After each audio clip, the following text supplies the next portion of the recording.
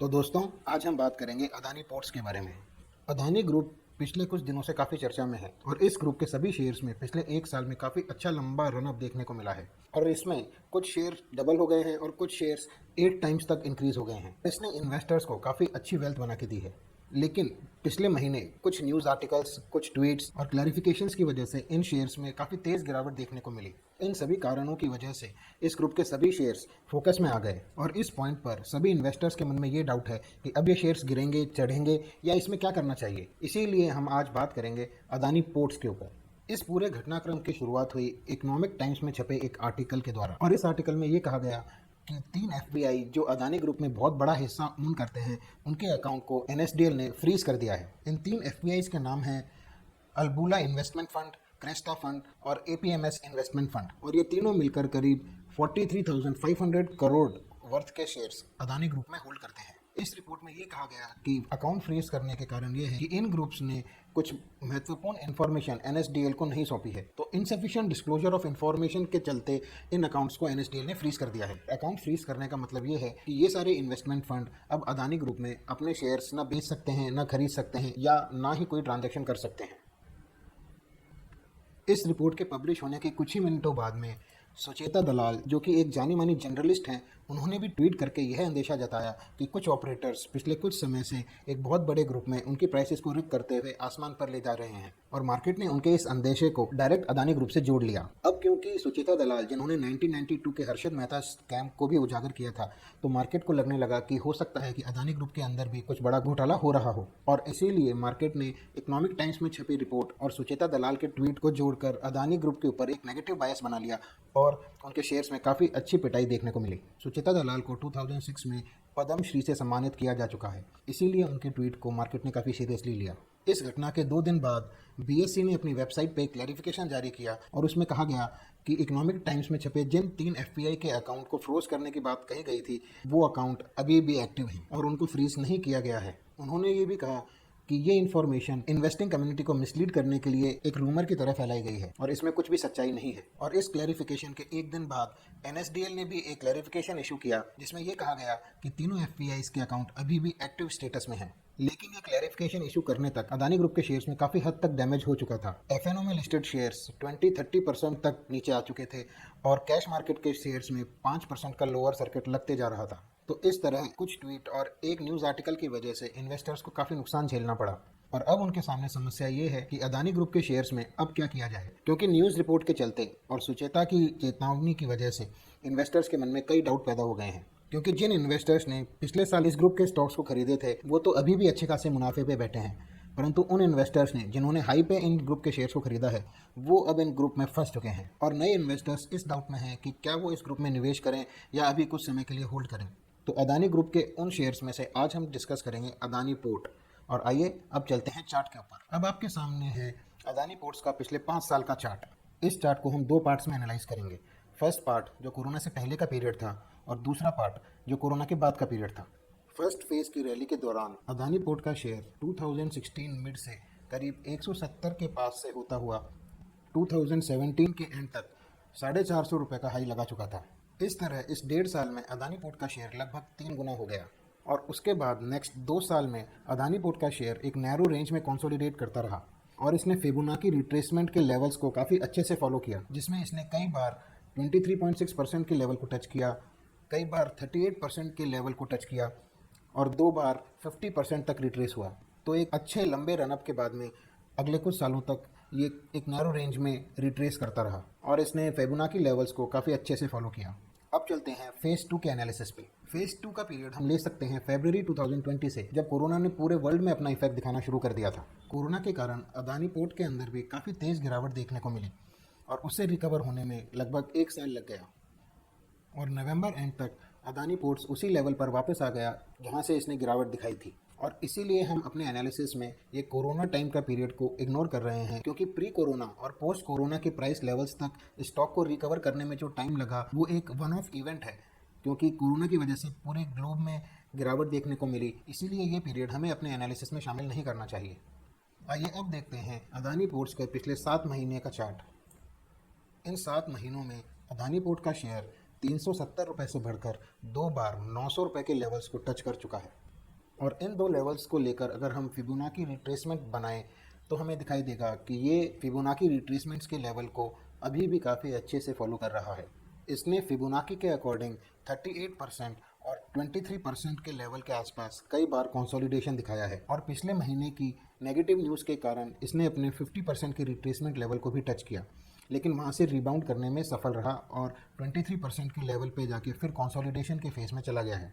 यहाँ पर गौर करने वाली बात यह है कि जब ये नेगेटिव न्यूज़ के कारण डाउनफॉल में था तब इसकी वॉल्यूम एक्टिविटी में काफ़ी वृद्धि देखने को मिली। इसका मतलब जब शेयर गिर रहा था तो कोई बड़ा इन्वेस्टर बहुत बड़ी क्वांटिटी में इस शेयर को एक्यूमुलेट कर रहा था और ये भी पॉसिबल है कि किसी बड़े प्लेयर को एंट्री दिलाने के लिए शेयर की प्राइस जानबूझ के नीचे लाई गई हो और कुछ फेक न्यूज़ मार्केट में सर्कुलेट की गई हो ताकि शेयर की प्राइस डाउन आए और वो बड़े इन्वेस्टर को एंट्री का मौका मिले। हालांकि अभी तक प्रमोटर्स के अलावा किसी अन्य बड़े निवेशक का नाम सामने नहीं आया है और प्रमोटर्स की एक्टिविटी हम देखेंगे इस वीडियो के आगे आने वाली पार्ट में। आइए अब देखते हैं अदानी पोर्ट के कुछ सपोर्ट और रेजिस्टेंस लेवल्स, जो कि यहाँ हमें फिबोनाची के अकॉर्डिंग दिखाई दे रहे हैं करीब 650 रुपये के ऊपर और एक अच्छा रेजिस्टेंस दिखाई दे रहा है 900 रुपये के ऊपर।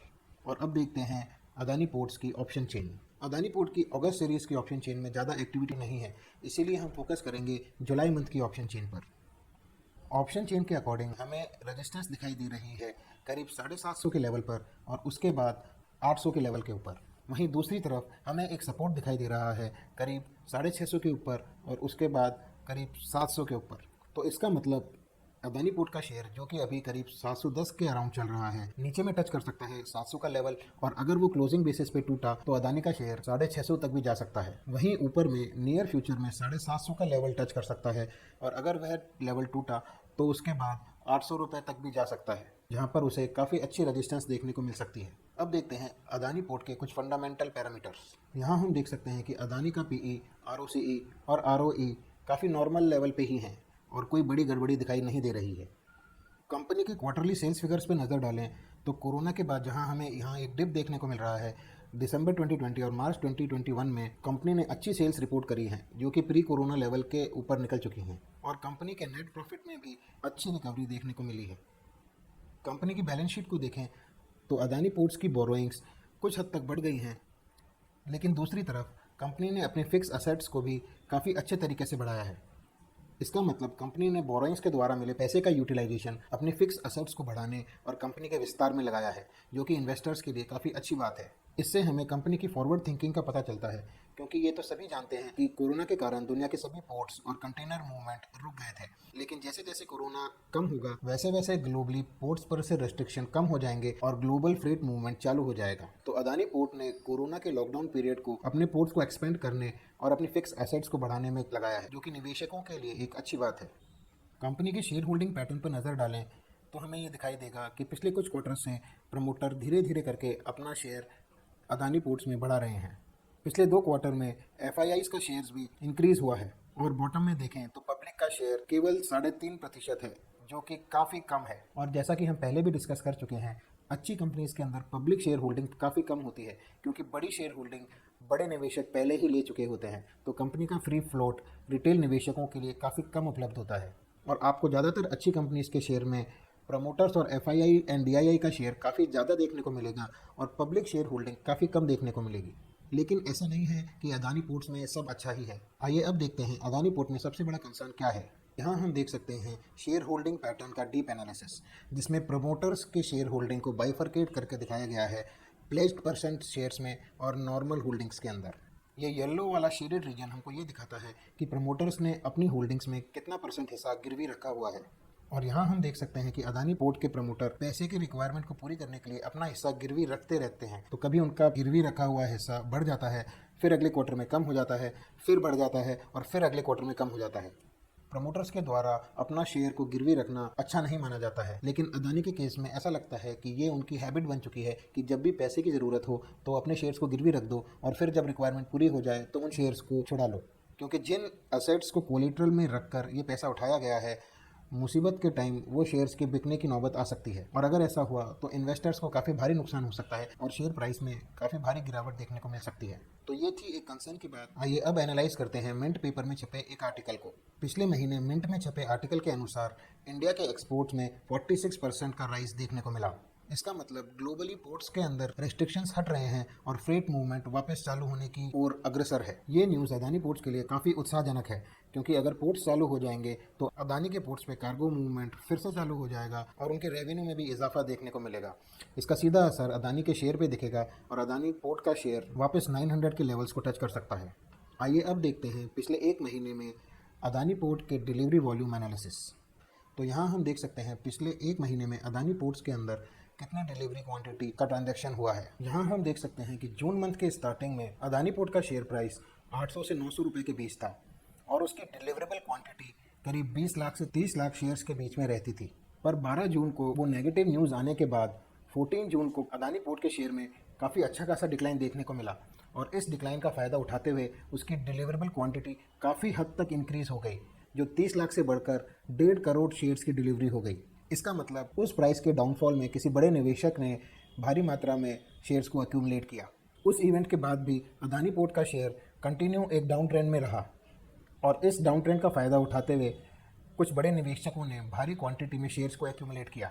इसके अलावा पिछले 10 दिनों से अदानी पोर्ट का शेयर 700 से 750 की रेंज में एक्यूमुलेट हो रहा है और इसकी डिलीवरेबल क्वांटिटी वापस अपने पुराने लेवल्स पर लौट आई है। इसका मतलब प्राइस में डाउनफॉल का फायदा उठाते हुए किसी बड़े निवेशक ने अपना पैसा अदानी पोर्ट्स में पार्क कर दिया है और उन बड़े निवेशकों में खुद प्रमोटर्स भी शामिल हैं।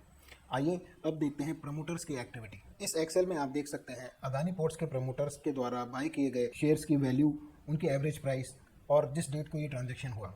सबसे पहली entry infinite trade and investment limited की है, जो कि कंपनी की एक प्रमोटर है। इन्फिनाइट ट्रेड ने करीब 127 करोड़ रुपए के शेयर्स 650 के एवरेज भाव पे 17 जून को परचेज किए। उसके बाद world wide emerging market holding limited, जो कि कंपनी की एक दूसरी प्रमोटर है, उसने भी 110 करोड़ रुपए के शेयर 18 जून को परचेज किए और ये प्रमोटर ग्रुप पिछले कुछ दिनों से कंटिन्यूअस अदानी पोर्ट्स के शेयर्स को परचेज कर रहा है और उसका एवरेज प्राइस लगभग 720 से लेकर 750 रुपए के बीच में है। तो इस तरह टोटल में करीब प्रमोटर ग्रुप 700 करोड़ रुपए के शेयर्स पिछले कुछ हफ्तों में परचेज कर चुके हैं। तो इस पूरे एनालिसिस से हम ये कंक्लूड कर सकते हैं कि कंपनी के फंडामेंटल्स तो ज़्यादा इंप्रूव नहीं हुए हैं, लेकिन न्यूज़ के चलते कंपनी के शेयर प्राइस में जो डाउनफॉल आया वो एक अच्छा इन्वेस्टमेंट अपॉर्चुनिटी साबित हो सकता था। और फिबोनाची लेवल्स के अकॉर्डिंग कंपनी को एक सपोर्ट 650 के आसपास बना हुआ है और ऊपर में रेजिस्टेंस 900 के आसपास दिखाई दे रहा है। तो इन लेवल्स को ध्यान में रखते हुए आप अपनी ट्रेडिंग और इन्वेस्टमेंट स्ट्रेटेजी बना सकते हैं। तो आज के लिए बस इतना ही। अगर आपने आज के वीडियो के थ्रू कुछ भी नया सीखा हो या आपको कोई जानकारी अच्छी लगी हो तो वीडियो को लाइक करें और चैनल को सब्सक्राइब करें और कमेंट करके बताएं कि अदानी पोर्ट्स पर आपके क्या विचार हैं। अगर आप किसी पर्टिकुलर शेयर का एनालिसिस करना चाहते हैं तो कमेंट करके बताएं। अपने आने वाले वीडियोज़ में मैं सबसे ज़्यादा कमेंटेड शेयर्स को इंक्लूड करने की कोशिश करूँगा। वीडियो देखने के लिए धन्यवाद।